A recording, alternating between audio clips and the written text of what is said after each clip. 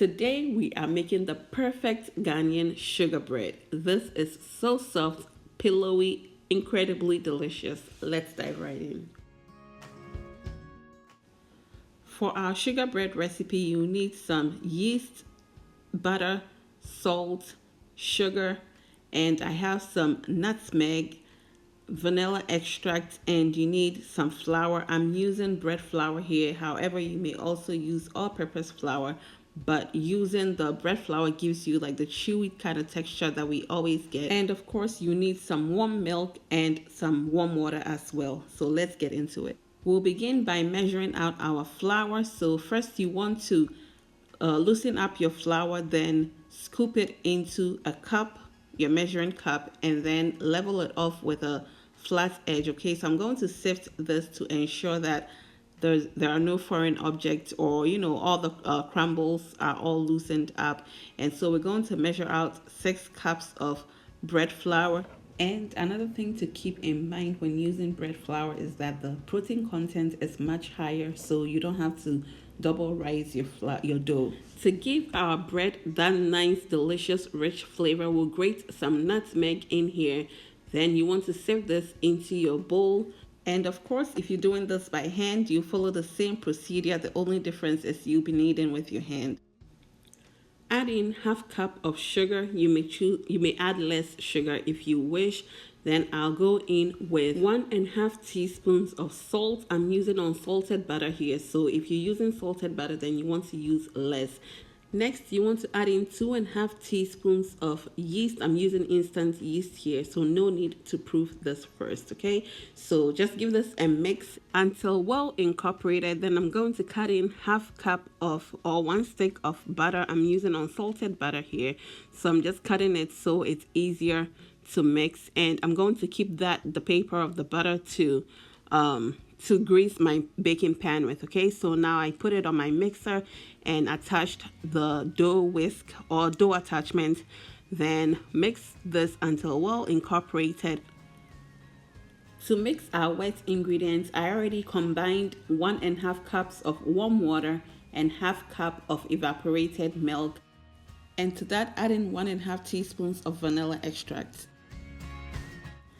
It's now time to add in our wet into our dry. So create a well in the center of your dry ingredients and begin adding your wet in gradually. Okay, so mind you, the amount of liquid you may use may differ a bit depending on the type of flour that you are using. Okay, so I just mixed it a bit, and I'm just scraping the sides of my mixing bowl to ensure that everything incorporates beautifully together.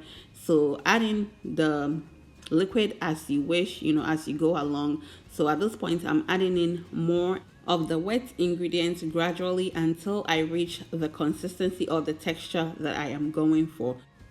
At this point, I have increased the speed of my mixer so we can knead it for about 5 to 8 minutes on high.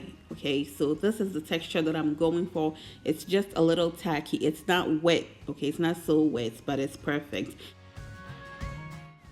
So now that our dough is ready to go, since I'm using bread flour, I will not double rise it. I'll just cover it for about 20 minutes to rest, and 20 minutes later we are ready to go. So at this point, I will transfer it onto my working surface. First, dust some flour onto your working surface, then transfer it and sprinkle a little bit of flour onto your dough, then knead it just for a few seconds or for about a minute.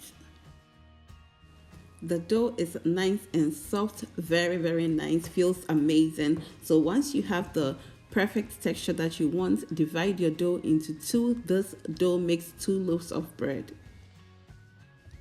Set the other one aside, and you can also, if you want accurate measurement for both, you can just use a scale to measure it. Okay, so you have the perfect weight for each loaf.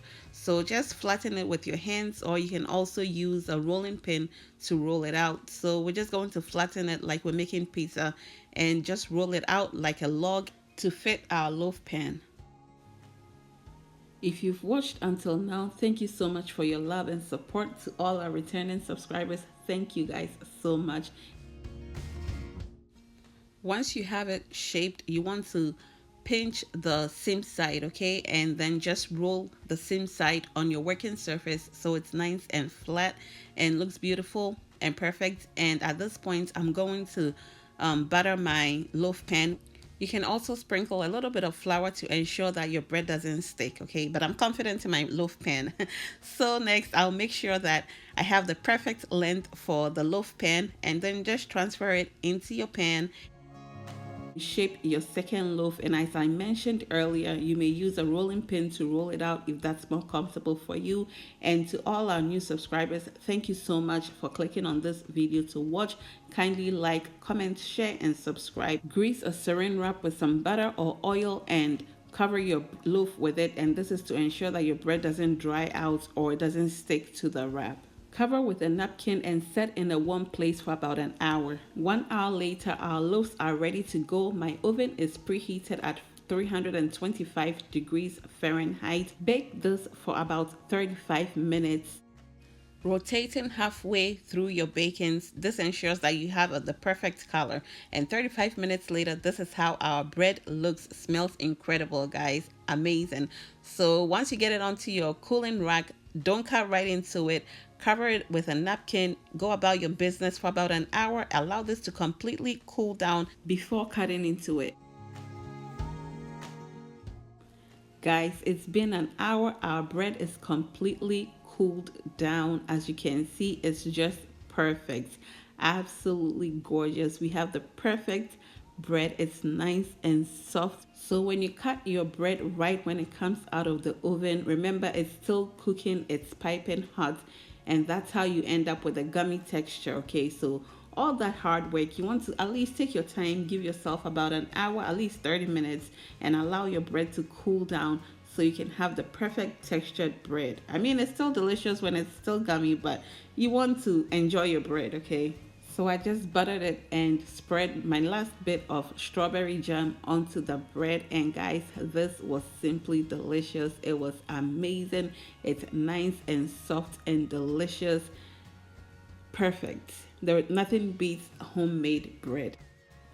I served this with some oblayo, and it was the perfect combination. And you have your perfect bread recipe. Let me know in the comment section, what would you be enjoying this with? I'll be reading down in the comments, okay? And that is it for today. Thank you so much for doing this with me, and I really hope you give this recipe a try. I'll have the list of ingredients in the comments, in the description box as well. And until we meet again, stay blessed, stay out of trouble, and be well. Bye, y'all.